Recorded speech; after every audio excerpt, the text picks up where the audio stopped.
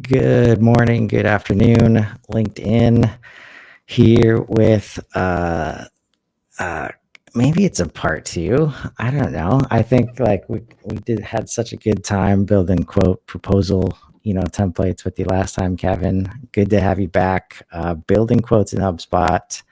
You've got a sweet quote builder app right on the records to show us today. Welcome, Yeah, man. yeah. Thanks for having me, Chris. I'm excited to show off what I've been working on and talk a little bit about quoting and building line items out. And who doesn't love talking about line items? I know, I know. Especially when you see a better way to do it.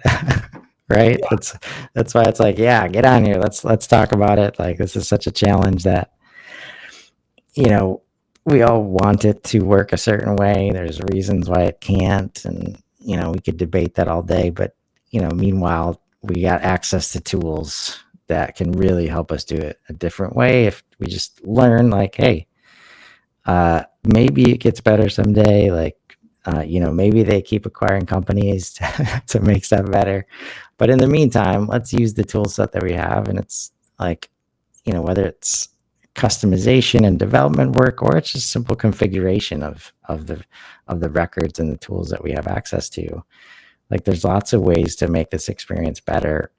Because if we can quote, right? All these teams that are quoting outside of HubSpot, and then we kind of like bring it in as an attachment, or we only bring it in as a custom named line item every time. Like we lose so much. So whatever we can do to kind of contain that process inside of HubSpot just provides massive clarity, for the business, and in a way that when the team says they have these goals, this is how you support that, right?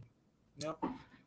Yeah. So yeah, and I think in terms of quoting inside of HubSpot, the main thing that I look for when I talk to people about it, it's usually people don't aren't doing it to move off DocuSign or PandaDoc. They're doing it to get better revenue tracking, and also getting quotes and contracts out faster than they would be able to before, and that just speeds up payments. So it's really kind of a two-sided, benefit in terms of getting faster signs, faster payments, and then also on the RevOps side, getting the data you actually need. But there is like a little bit of you know things that need to get changed to actually achieve that, right? While Yeah. making sure that it works for the sales team and works for the RevOps team. So yeah, I've been working on putting together a quote builder to make it easy to make these line items in the way the RevOps team needs them, but makes it really easy for the sales team to put them together so they can get that quote out. Awesome. Let's dive right in, man. Excited to see it. Sure. So I'll share my screen and I'll walk through what I've been working on. So can you see my screen, Chris? Yes, sir. Cool. So what you're seeing here is it's a UI extension, which is a way to add your own custom code and UI directly inside of HubSpot. These are going to be really awesome in the future because it unlocks a lot of opportunities to do business inside of HubSpot, even if there are things that need to happen either in terms of custom logic within HubSpot or work with tools outside of HubSpot, which is, integrations and stuff like that. So what I've been working on right now is a quote builder that I can give a configuration file of the amount of fields and the definitions of those, and then have basically a impact on a product based on those prices. And the use cases I've been using this for are a couple different ones.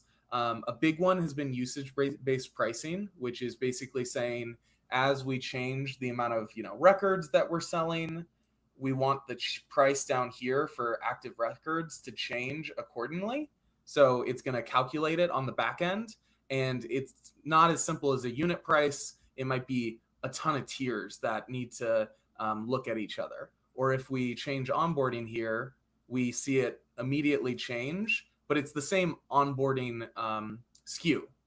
It just changes based on how we want to configure it. And so that's what I've been working on. A lot of the focus has been so far: usage-based pricing, pricing by tier, where you have 10 different tiers of the same product based on the amount of users or amount of seats, and then also being able to put discounts on certain tiers other than other ones, and then also break up payments. And so I've been using this to just make a custom CPQ for clients as they need them.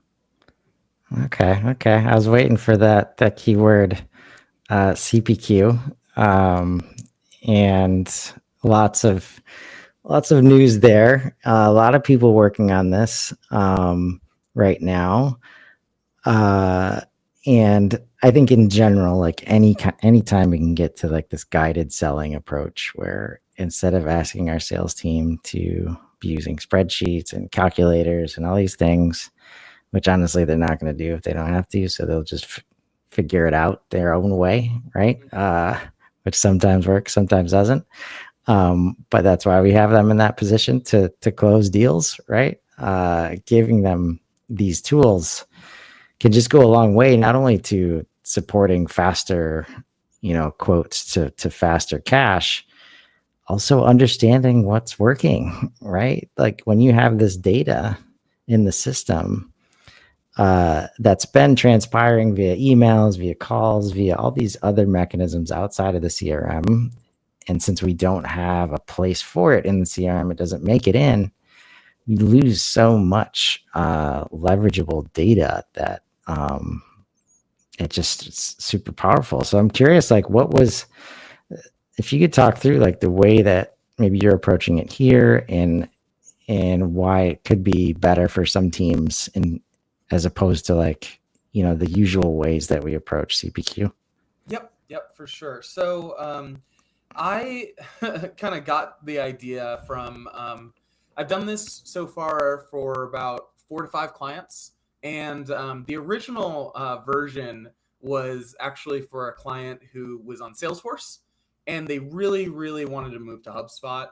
But one of the like big pain points of Salesforce was, and still is to this day on some parts, is their CPQ is just a mess inside of Salesforce, and they run entirely on bundles. So let me pull this up to show you. I'm gonna just stop sharing, and I'll pull this up. But basically, for them, I had built a bundle builder to help them quote faster and basically build bundles that had 20 products per bundle within a minute. And so that was kind of the first step that I had with this process and testing out the UI extensions.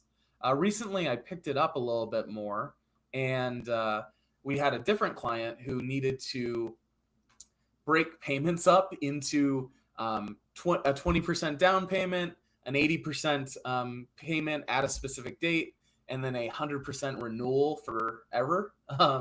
And that's not functionality that HubSpot natively has. And so that was another situation where I needed to build my own setup for the quoting of the customer. And finally, I talked to a client who was looking to start using CPQ a little bit more. They were looking to move to PandaDoc, and I was just asking them like, okay, what goes through this process? And they sent me a massive spreadsheet that had calculations and different tiers, and even needed like a survey to recommend specific packages. And that was kind of that moment of like, okay, let's figure out how we can standardize this and make it that a customer can talk to us, give us a spreadsheet, and we can make a CPQ that matches how the salespeople actually sell, which is more field and question oriented rather than based on just products. And I'll show that bundle builder in just a second. Awesome. Yeah, I think that's it's classic, right? Like there's always a spreadsheet. And the cool thing is, if you can find that spreadsheet and understand how it's used, it is the roadmap for how this stuff can be built out. And you can do it in a way that looks very similar sometimes, so that it doesn't feel like such a change, right? Because these guys, especially when they have to get the spreadsheet right, it's so ingrained. Like they're not going to skip that part of the process. That's why it's always fun to work in quote optimization, because like they can't not do whatever the outcome is, right? They're adopting this. Like pro tip for anybody trying to break through with HubSpot in an organization: if you can optimize quoting, like always adopted 100% of the time, because that's what leads to the money. But finding those spreadsheets and just finding what they're already doing goes such a long way to supporting not only doing it in this new way, but not having to ask so many discovery questions, right? Because it's right there in the spreadsheet. You can see all the calculations, how they do stuff, right? So very cool to hear that. Yeah. We like to start with spreadsheets as much as possible and get them into HubSpot. That's usually a first step. And doing it that way for quoting makes a lot of sense, especially because it's one of those things where we've all if you've ever sold to someone before, the worst thing is taking a ton of time after you get a verbal yes to get a quote to someone. It's like, oh, they're ready to sign. Let's get this out as soon as possible. And if you can focus on making that process really easy, that's where you have a lot of leverage for teams to start using HubSpot. And the nice thing there is that if you can get this in a form that is easy for the customer and fast, yes, the sales rep, but also the customer, and you can get the data in the format you need it as a revenue operations team. Now you have really solid revenue data inside of HubSpot, and HubSpot just becomes significantly more powerful, especially as you look towards fulfilling or working with the finance team. Yeah, powerful and also more valuable, like you say, to the finance team, to the other teams in the business that we might not be used to working with, but that we have to work with if we're going to be a true platform that supports the entire life cycle, right? Yep. Yeah. Yeah. What'd you say, Chris? So what are we looking at here? Bundle builder? Yeah, so this is the first version that I made. It was really focused on just one specific company. They had 7 bundles, each with 20 products, and they needed to be able to set it up that they could ship those to specific organizations and break it down by each product within the bundle. So what I put together was basically a bundle builder that allowed you to add, certain quantities for different bundles. There's a clone button so that you can send the same bundle to multiple locations. There's kind of like a shipping element that was involved in this. Nice. And being able to change some of the terms. That shipping element was really important too, because I was trying to move this company from Salesforce, and Salesforce allows you to associate products and line items to shipping addresses or to custom objects, which is a feature HubSpot doesn't really have as much right now. So that was really beneficial for building this out inside of HubSpot. So did you treat the shipping addresses as like child companies? I'm hoping. No, that is not how I did it. We do something where we have a property as a dropdown, and as a new custom object is created, we add the label as like the label of the dropdown, and we add the ID as the internal ID, and then that allows us to like associate things with and use that object, almost like a lookup. Okay, yeah, that makes sense. So what is so do you have any final quote examples that Let you me could put one together. Yeah, because I think that's where what often happens, and this is, in my opinion, one of the powers of doing anything that has been done in other places, choosing to do it in HubSpot makes it really hard to do it in a way that's not customer focused, right? Because the whole system is about customer ease and fast and that stuff. But when you do every other time I've seen CPQ or quote optimization, like it's usually coming from a perspective of we need better inventory management or we need better margin management. Never like we need an easier thing to do for our team and our customers. So you'll end up with, oh, system works great, but now it outputs these random like SKUs on a quote that nobody knows what it is, and we're expecting the customer to just be able to share it with their team and understand, oh yeah, I'll buy this $10,000 thing, even though I don't have any descriptions or names for the products or like things like that. So that's where, like, always keep in mind, like the end product, like making that as easy as possible to understand for the customer so that they can easily sign.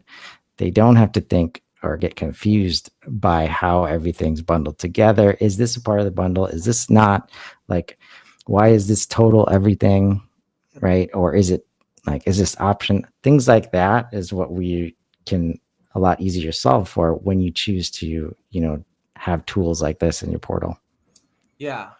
And let me show a quick example of just a quote being created.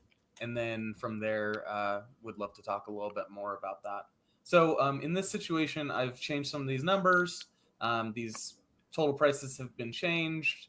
And now I'll just go to generate a quote. It's going to load, and it'll give me a little alert and tell me to go to the line items. And as you can see, it's pulling all that over. Each product has like specific defaults, which is like, a 12-month term, annual, or it's a one-time fee for onboarding. But I can get really granular with that too. In one client's case, like I told you, we wanted to do it that each product gets broken down as a 20% at one date, or a 20% at purchase, an 80% on like November 1st, and then 100% renewal the next year for an auto recurring fee, which is a little complicated for a salesperson to put together. Yeah. So from there, we can review all this and then click create quote. And in this portal, I'm just using the typical quotes. But as you can see, it just pulls all that in. And the nice thing, if you watch our previous episode, is you can customize all these to look exactly like the way you're doing it already. It just takes a little bit of customization. Yeah. No, I think just getting to this point. So are these coming in as custom line items in this case? Or we have a product library? They are coming in from custom line items at the moment. I'm working on making it from the product library. Okay. Cool. Yeah. And one of the things that, a client, it's our most recent project that we've been working on with this, is they have, different pricing for different tiers. So if you had, 100 users, it's a different price than if you had 1,000 users. And what that ends up making is they have 10 versions of the same product in different SKUs over and over again. And they can't pull like an easy, like average sales price of their product because of all these different SKUs to accommodate that. They need to be able to, just tell their salespeople what price a certain tier is. And so their salespeople are having to go to either a spreadsheet or a PDF that has, 20 rows and 10 columns for, if the customer has this amount of employees, you do this. It has this amount of employees, you do that. And that's been a major pain for them. So that's one of the things we've been solving for people we've been working with for this. Yeah, I think that's where this process gap, like, okay, we've been doing it in Excel or in this very manual way.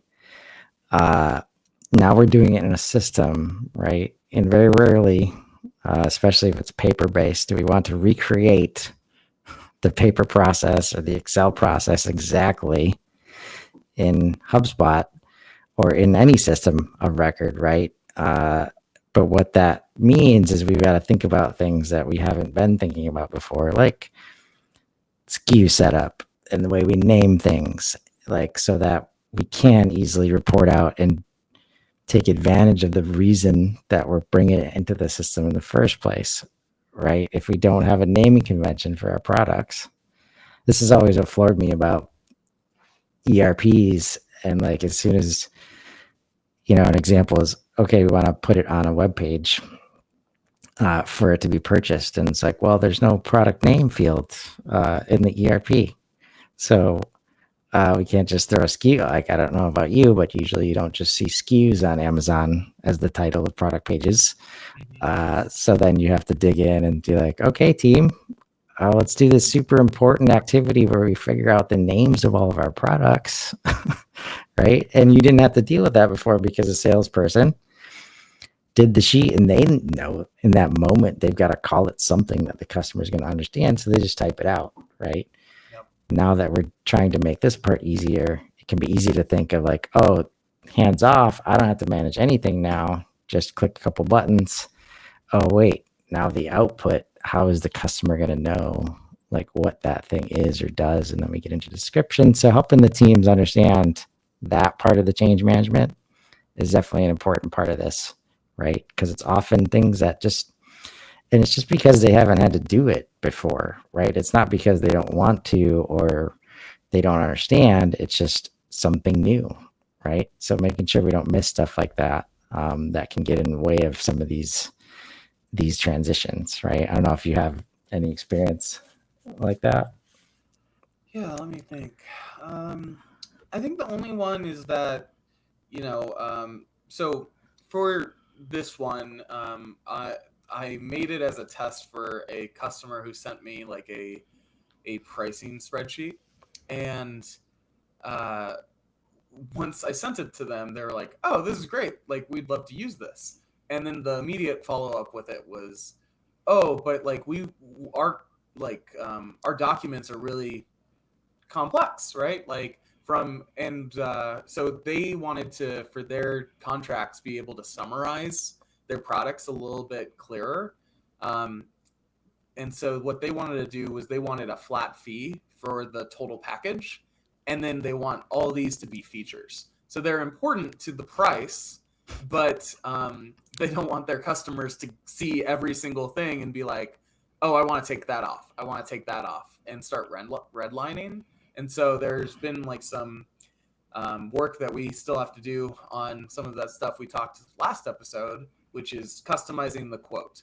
And so there's kind of two pieces of this, which is make it easy for the salespeople to put data in and get a quote out. And then the other side is to make it very clear to the customer what they're getting and making that easy to understand, which is where you can customize these contracts and, make them look exactly the way that you were doing prior. Yeah. Now there's two, like, unfortunately, it's two large pieces of the puzzle, like, right? Helping the team get to this point where we can even display this information on a quote effectively in any way, knowing that the discounts are right where they need to be and the bundles are right where they need to be. And it's, we're not selling anything that maybe we can't provide or is going to leave us underwater margin wise, right? And then putting it in the front of the customer in a way that's consumable that they can act on quickly, they can share with others on the team. Remember, like, more often than not, they're getting at least one other opinion from somebody else. And if that person hasn't been in front of you and been in all the conversations, if you don't have descriptions and kind of what stuff means and how it like is applied, like you're not done selling until it's closed won. So the proposal and the contract piece of it is just as important as the rest, because they are sharing that with somebody else. And if they don't have the context, they can think very quickly like, oh, that seems like a lot for just these couple of words. And it's like, well, it's not really just a couple of words, is it? Yeah, I love that you brought both of those up, because one of the people that's asking for a builder, I made them a custom template recently. And the reason that they asked me to do that was because they have, a suite of tools. And the person they're selling to knows what those suite of tools are and knows what they're buying. But, you have to sell to committees nowadays. And in their case, they were selling a little bit more like government and like a lot more process. And so they needed to have basically one pagers attached for every single type of product that they would include, but they didn't want to overwhelm on the proposal by adding every single one. And so luckily with like some of the custom templates, we were able to basically say, hey, if it has this SKU, add this one pager. If it has this SKU, add this one.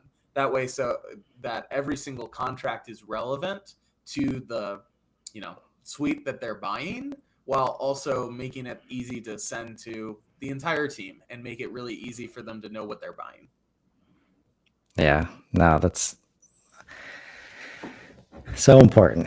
Because it's a line, like it's a balance to be had, because you can do a lot with the built-in tools, right? But as soon as you just add in, it's like the same reasons we don't want to read through all the T's and C's, right? Like if you just description the hell out of the quote, and there's like one line item per page, because of the way it's like, can only fit in this column. So we don't even get one whole description on one page, right? And then now the name of the thing is on page 2 when the description actually starts on page 1. So these are all the reasons that you should care about it, right? That stuff's hard to read. And as much as the champion is willing to read through and make sure, like, show that to an executive that they need the buy-in from, it's like, as soon as they've got to work, right, to understand, they will just go right down to the total. And if that is mismatched from any expectations, right, like that's it, right? And so don't assume that, just because you have buy-in at that level that you can make the quote. Like it's strictly transactional at that point. It's not yet, however much you want it to be. So make sure it's still, hey, this is why you guys want this product overall, right? Like you're not done yet. Yeah, one of my clients, we were talking about putting together some quotes for his company, and he was saying, hey, I like your quotes because it felt like you were still marketing to me. Like you were still convincing me. And, we have like a testimonial slider on our quote template. And, we've gotten a lot of feedback that helps close deals, because we're still, convincing someone even when they're looking at a quote to work with us. And I think that's something that a lot of people miss, is that your quotes can be marketing material, or your proposals can be, more marketing material. And it's all about building the consistency across the entire conversation so that when someone gets a quote, like you said, it doesn't go against the expectations they already have. And also it's really clear on what they're getting for what they're buying. Along with like executive summaries is something that I've worked on for clients, and, just making it really simple for them to see, what they're buying, especially for a decision maker that got the contract and has very little context on the whole buying process. Yeah, no, that's well said. And that's why, like, there is something to be said for not selling past the close, but that's why it's past the close. Like until it's closed, sell.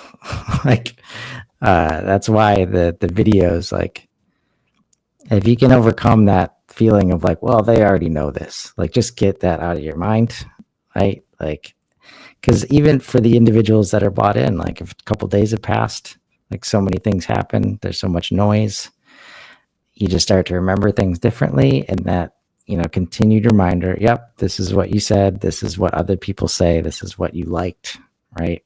Always taking those moments to guide them on the journey, because then they don't have to think, like they don't have to worry about what could be or think about uncertainty. It's all very clear, right? And it lines up, and they immediately remember the stuff when you remind them. So again, they're not like, it's easy to think that, we're doing things because, to protect from like, oh, they're going to, share our information with 5 other vendors. And they're just doing this because like, for all these reasons we make up in our head, when in reality, like people are busy, like they've got like 1,000 emails in their inbox,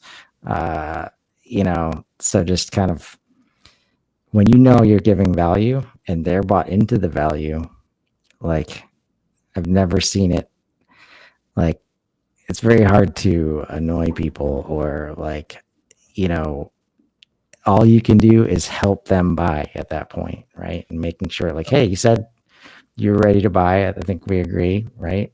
Like wherever you're doing that, including the proposal, um, is super important. Yeah, yeah. I've even had people, in the past, like, I don't know, 2 to 3 years ago, be like, "Hey, I need more visibility on or I need like more pictures on what I'm buying," and which is hard for a CRM consultant. But like that's if it happens to a CRM consultant, it happens to anyone. And so you can even, provide more visuals for the things they're buying so that they actually know what they're getting. The whole quote process is to build certainty with the buyer. Yes. And if you can do that, you can make a big difference on your close rate. Because, you know, I did that process for my own quotes, and I basically doubled my close rate just by making a better proposal. So it's a big lever to improve in terms of your close rate is making your templates convey certainty. And then for speed, it's making it easy for your salespeople to make contracts. And if you can nail both of those, then you just took, a what can be a lengthy process that involves multiple stakeholders into, just a couple questions, make the template, send it out to the customer, and now, you're closing more deals and you're doing it faster. Yeah. And everybody loves that. And I'll tell you what, like if you're a marketer or you're in service or success, wishing that you could get sales more on board and you haven't talked about quoting yet, that's a good idea, right? You got to have that conversation in specific ways, because it is the most important part of their process, and it's not, you know, to be taken lightly. But when you can save time there and show the value of the quick, everybody knows that the faster response we can have, right? There's just so much value to be given to the sales team. And now you can do it in a way where these other teams, get the valuable data they're looking for as well, because now it's easy to get it. It's a part of the process. We're not asking them to do extra things over here and over there that they're not going to do, first of all. But it just makes the process so much easier, and everybody's winning at that point, because then you can start to build your forms to start to feed into the quotes, and everybody starts to see it working together. So Yeah. This is awesome to see. I love stuff like this. I like show and tells whenever possible, because like the hardest part is the decision to do it, because you don't know if HubSpot can do it or not, or you're used to having it in like a Salesforce where it's like a nightmare to build and a nightmare to maintain, and it costs way too much money. You're like, oh, I'm trying to get away from that. Why would I even think about doing that in the new system or in HubSpot? It's like, well, because it's significantly easier and it works like this and this and this. And why wouldn't you? Right? We can get there, and we have the tools to do it. And so excited. Thanks so much for sharing, man. Any kind of takeaways that if people want to reach out and maybe get one of those for themselves? Yeah, just message me, Kevin Mead on LinkedIn. So should be tagged on this, but happy to talk. Getting spreadsheets over to me is super helpful. If you have a spreadsheet, I can do these in like a week. So yeah, we'd love to talk about it and see if I can help with anyone for their quoting. Awesome, man. Well, it's easy as that. Look at your spreadsheets if you're in sales, and if you don't want to, maybe do those spreadsheets and attach them everywhere that your managers and RevOps and marketing are asking you to attach them, and go to your local drive and like save them. And let's just stop doing that, and find those opportunities, and let's grow. Have a great day, everybody.